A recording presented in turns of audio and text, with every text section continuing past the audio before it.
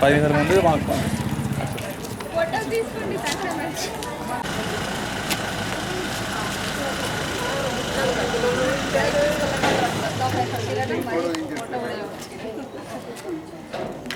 Madam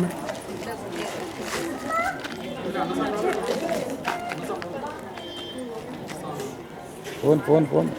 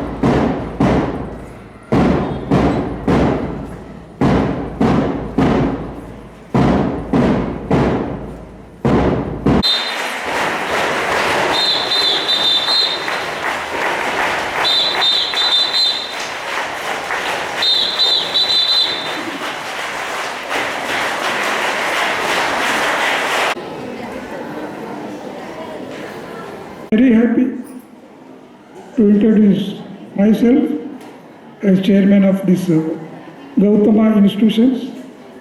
Now the St. John School is running under the management of Gautama High School. Respected parents, you know very well about Gautama, where it was established in 1985, around 40 years ago. Still it is running successfully with a strength of 1,000. And I am proud to say that this year we have taken this school, St. John's, under the able administration of Gautama. And we hope and we will definitely reach that goal, which concept we have undertaken this institution. This is a model example, an example in Jagatya, where we have introduced this to modern library, digital library, games, internal games. Like so many things we are going to introduce again and onwards. So I request all of the respected parents to bless us by sending your parents, by sending your students words. So definitely we promise, definitely we will see our progressive thinking towards our child. Definitely they will come up and they will fulfill your dreams. So I need not to say, definitely you please, I request all the parents, please go and see these departments now we just opened. So definitely you will bless us and our students will be benefited. So once again I wholeheartedly say thanks to Madam sparing this much of time, and she came for us to bless us. So on this aspect, I once again wholeheartedly extend my wholehearted thanks to Madam and dear friends and my respected parents also. Thank you one and all. తెలియజేస్తున్నాను. మరి గత 40 సంవత్సరాలుగా ఆయన ఒక ప్రపంచాన్ని ఒక విద్యను సృష్టించి ఇంతమంది పిల్లలకు ఆయన హృదయపూర్వక ధన్యవాదాలు. ఇట్లాగే పిల్లలందరికీ మంచి భవిష్యత్తునియాలి, ఇలాగే ముందుకు తీసుకెళ్ళాలి. మరి ఈరోజు ఇక్కడికి ఇంతకుముందే గౌతమ్ మోడల్ స్కూల్ చెప్పారు ఇప్పుడే 40 సంవత్సరాల క్రితం నుంచేలే నేను ఈ విద్యను అందిస్తున్నాను అందరికీ అని. మరి Gautam model school, Gautam high school అనేది మనం చాలా రోజుల నుంచి, చాలా సంవత్సరాల నుంచి చూస్తున్నాం కాబట్టి, మరి అదే కాకుండా ఇది సెయింట్ జాన్ స్కూల్ కూడా గత సంవత్సరం నుంచి తీసుకున్నారు. మరి దీనిలో కూడా మరి పిల్లలకు ఇప్పుడున్న టెక్నాలజీ ప్రకారం మరి కేవలం చదువుకుంటేనే కాదు, ఇంకా ముందుకెళ్ళాలి, అడ్వాన్స్గా ముందుకెళ్ళాలని చెప్పేసి మరి లైబ్రరీ ఓపెన్ చేయడం జరిగింది, అండ్ అట్లాగే కంప్యూటర్ ల్యాబ్ ఓపెన్ చేయడం జరిగింది, అండ్ మ్యూజిషియన్ క్లాస్ కూడా ఓపెన్ చేయడం జరిగింది. ఇంకా కూడా మీకు సంబంధించిన యూట్యూబ్ ఛానల్కి సంబంధించిన డిజిటల్ క్లాస్ కూడా ఓపెన్ చేయడం జరిగింది.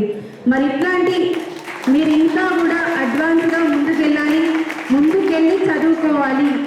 ఇప్పుడున్న ఈ జనరేషన్ ప్రకారం పిల్లలు చదువుతో పాటు ప్రతి ఒక్క దాంట్లో గేమ్స్లో కానీ ఎందులో అయినా చూడండి, అంతకుముందు చదివిండ్రు, ఆటలు ఫిజికల్గా ఎక్కువ ఆడుకున్నారు కాబట్టి చాలా ఆరోగ్యంగా ఉన్నారు. ఇప్పుడున్న పిల్లలకి ఫిజికల్ ఆరోగ్యం చాలా తక్కువ, ఫిజికల్ యాక్టివిటీస్ అనేది చాలా తక్కువ కాబట్టి తొందరగా అలసిపోతూ ఉంటారు, తొందరగా ఇంటికి వెళ్ళి పడుకుంటారు. మమ్మీ నాకు కాళ్ళు నొస్తున్నాయి అంటారు, చేతులు నొస్తున్నాయి అంటారు, తల నొస్తుందని చెప్తారు. అవునా, నవ్వుతున్నారు మీరందరూ, అంటే నిజం అన్నమాట. సో అది కాకుండా మీరందరూ ఫిజికల్గా మీరు చాలా యాక్టివ్గా ఉండాలి చదువుతో పాటు. ఇప్పుడు చూడండి, మీరు చదువులో బట్టిరు అనుకోండి, ఏం చేయగలుగుతారు? మహా అయితే ఎగ్జామ్లో సేమ్ అదే కాపీ చేయగలుగుతారు. కానీ నాలెడ్జ్ ఎంతవరకు అయితే నేర్చుకోగలుగుతారో ఈ ప్రపంచంలో మీరు ఎక్కడ ఉన్నా మీరు బతకగలుగుతారు. సో ప్రపంచంలో ఎక్కడున్నా బ్రతకాలి అంటే మనకు ఖచ్చితంగా జనరల్ నాలెడ్జ్ చాలా అవసరం. ఈ టెక్నాలజీలో చాలా వస్తున్నాయి, దాన్ని కూడా మిస్యూజ్ చేసుకోకుండా మంచిగా మాత్రమే యూజ్ చేసుకోవాలి. చాలామందికి ఒక ఆతృత ఉంటుంది, దీనివల్ల ఇది చేస్తే ఎట్లా ఉంటుంది అని, బ్యాడ్ థింగ్స్ అనే బ్యాడ్ ఆలోచనలు వస్తాయి. ఇవన్నీ ఏవి రాదు. మరి ఇవన్నీ ఎప్పటి నుంచి వస్తున్నాయి? కరోనా ఎప్పుడైతే మనకి దరిదాపుల్లోకి వచ్చిందో అప్పటి నుంచి మీ అందరికీ ఫోన్స్ అలవాటు. అంతకుముందు ఎవరు కూడా ఈ ఫోన్స్ అనేది లేదు, అప్పటి నుంచే ఫోన్స్ వచ్చినాయి కాబట్టి ప్రతి ఒక్కరూ ఆ ఫోన్స్కి అడిక్ట్ అయిపోయి ఆ ఫోన్లో దిక్కుమాలిన వీడియోస్ అన్నీ చూసుకుంటా, సో రీల్స్ చేయాలనే ఆలోచన రావడం, రీల్స్కి వెళ్ళడం, దాంతోపాటు ఇంకా రీల్స్ నుంచి కూడా ఇంకా మూవ్ ఆన్ అవుతున్నారు, ఇన్స్టాగ్రామ్స్ అని చెప్పేసి, ఇంకా ఫేస్బుక్లని. సో దీంట్లో మూవ్ ఆన్ అయిపోయిన తర్వాత మీ అందరికీ చాలా ఇబ్బందులు వస్తున్నాయి. సో అవన్నీ వెళ్ళకుండా ఏది యూజ్ చేసినా మంచి కోసం యూజ్ చేసుకుంటా. ఒకటి చెప్పండి, మిమ్మల్ని కన్నప్పుడు మీ తల్లిదండ్రులు ఎంత కష్టపడి ఉంటారు, ఎంత మిమ్మల్ని బాగా చూసుకోవాలనే ఆలోచనతోటి వాళ్ళు మిమ్మల్ని కనుంటారు. సేమ్ అంతే ఆనందం మనం పెరిగినప్పుడు కానీ రేపు పొద్దున మనం సెటిల్ అయినప్పుడు కానీ వాళ్ళకి కలగాలి. సో అలాంటి తల్లిదండ్రులు మిమ్మల్ని ఎంత ఇష్టపడైతే నువ్వు ఇంత దూరం దాకా తీసుకొచ్చిరో, మీకు విద్య చెప్పడానికి వీళ్ళు ఉన్నారు, మీకు మంచి చెడు చెప్పడానికి కన్న తల్లిదండ్రులు ఉన్నారు. మీరు రేపు పొద్దున ఎదిగి మంచి వ్యవస్థలో మంచి ఒక బాటలో నడుస్తున్నప్పుడు మిమ్మల్ని కన్నందుకు వాళ్ళకి, మిమ్మల్ని బాగా చూసుకున్నందుకు, మీకు విద్య నేర్పినందుకు వీళ్ళకి జీవితంలో మీరు ఏమి ఇచ్చినా ఇవ్వకపోయినా ఒక సంతోషం చాలు.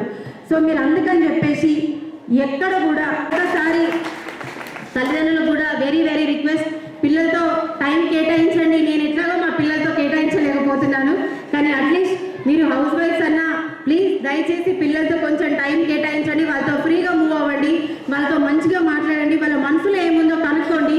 అది మీరు కనుక్కోగలిగితే వాళ్ళు ఏ ఇబ్బంది తర్వాత పడరు, ఏదన్నా మీకు చెప్పగలుగుతారు. ఫ్రెండ్లీ నేచర్తో ఉండండి. మదర్ అండ్ ఫాదర్ అంటే ఒక ఫ్రెండ్స్ లాగా ఉంటే మీరు పిల్లలతోటి, సో వాళ్ళు ఏదన్నా ఏ సీక్రెట్ ఉన్నా మీతో ఫస్ట్ చెప్పుకుంటారు. దాని తర్వాత వాళ్ళకి ఎంత ఇక్కడి వరకు ఇబ్బంది ఉన్నా ఇక నేను తట్టుకోలేను, నాతోటి కాదు ఈ విషయం అనుకున్నప్పుడు కూడా మీకు ఆ విషయం చెప్పిన తర్వాత సో వాళ్ళు ఎలాంటి రిస్క్ అంటే ఎలాంటి వాళ్ళు ఒక రాంగ్ డిసిషన్ తీసుకోకుండా ఉంటారు అనేది నా ఉద్దేశం. So first of all parents అనేది ఒక ఫ్రెండ్స్ లాగా, క్లోజ్ ఫ్రెండ్ లాగా ఉండి వాళ్ళ ప్రాబ్లమ్స్ని తెలుసుకోవాలని చెప్పేసి, ఎందుకంటే చాలామంది పిల్లలు టీచర్స్తో కూడా ఎవరు షేర్ చేసుకోరు. సో ఇక్కడ లేడీ టీచర్స్ ఉన్నారు, వాళ్ళతో కొంచెం షేర్ చేసుకోవాలమ్మా. మీకు ఇప్పటికే చాలా చెప్పుంటారు, బ్యాడ్ టచింగ్ గుడ్ టచింగ్ గురించి కూడా చెప్పుంటారు. సో అది కూడా ఇంకా కొంచెం చిన్న వయసులోనే చెప్పాలి. ఏదున్నా కానీ బ్యాడ్ టచ్ గుడ్ టచ్ గురించి మీరు బాగా తెలుసుకోవాలి. బయటికి వెళ్ళామంటే వ్యవస్థ మంచి లేదు కాబట్టి ఖచ్చితంగా మీరు చాలా చాలా అతి జాగ్రత్తతో ఉండాలని చెప్పేసి, అండ్ పేరెంట్స్ మీరు కూడా చాలా ఫ్రెండ్లీగా వీళ్ళతో బిహేవ్ చేయాలని చెప్పేసి ఈ సందర్భంగా తెలియజేస్తూ, మరి చాలా సంవత్సరాల నుంచి మీ అందరికీ విద్యను అందిస్తున్న కైలాసం గారికి, అన్నపూర్ణ గారికి మరొకసారి ఇలాగే విద్యను అందిస్తూ ఇంకా వాళ్ళ ఉన్న జీవితకాలం మొత్తం మీ అందరి కోసం, పిల్లల భవిష్యత్తు కోసం పాటుపడ చెప్పేసి ఈ సందర్భంగా కైలాసం గారికి, అన్నపూర్ణ గారికి హృదయపూర్వక ధన్యవాదాలు తెలియజేస్తాను. Thank you. మళ్ళీ వచ్చిన ప్రతి ఒక్కరికి, యాజమాన్యానికి, స్టాఫ్కి, నన్ను ఇక్కడికి ఆహ్వానించిన ప్రతి ఒక్కరికి హృదయపూర్వక ధన్యవాదాలు. Thank you. రథసారథులు మా వారికి హృదయపూర్వక నమస్కారం చేస్తూ, అట్లాగే మా ఇంటి ఆడపడుచని చెప్పుకోవాలి, మా వాడ ఆడపడుచని చెప్పుకోవాలి. అడవాల జ్యోతి గారు చైర్పర్సన్ గారికి, చిన్నవారైనా కూడా నన్ను పెద్ద నోటితో వారి పదవికి గౌరవం ఇస్తూ వారికి కూడా హృదయపూర్వక నమస్మాంజలు. అట్లాగే లత గారికి, ఈ వాడ కౌన్సిలర్ గారు మా పాఠశాలను ఎప్పుడు వారి కళ్ళతో చూడాలని మరీ మరీ కోరుకుంటూ, మాకెప్పుడు అందుబాటులో ఉండాలని కోరుకుంటూ వారికి కూడా హృదయపూర్వక నమస్మాంజలు. గౌరవ మాతాపితలు, తల్లిదండ్రుల యొక్క కళలను సాకారం చేయండి, వాళ్ళ యొక్క కోరికలను నెరవేర్చండి. మీరు ఇట్లా చేస్తారని కోరుకుంటూ, విద్యార్థులు మీరందరూ ఇప్పుడు మాదంతా అయిపోయింది, ఇక ఉండేదంతా దేశ భవిష్యత్ అంతా మీ భుజస్కంధాల మీదనే ఉన్నది. మీరే దేశ నాయకుల, డాక్టర్ల, ఇంజనీర్ల, ఇంకా ఏమైనా మీ తల్లిదండ్రులు అనుకునేటువంటిది మీరు ఇప్పుడే తీసుకోండి. మాది మేము ఇది అనుకుంటున్నాము, మేము ఇలా కావాలని అనుకుంటున్నాము అనుకొని ఇప్పుడే మొదలు పెట్టండి, చదవండి, అభివృద్ధి చెందండి. అది చెందినప్పుడే పాఠశాలకు మంచి పేరు వస్తుంది, తల్లిదండ్రులకు కూడా మంచి పేరు వస్తుందని తెలియజేస్తూ, ఇంకా చాలా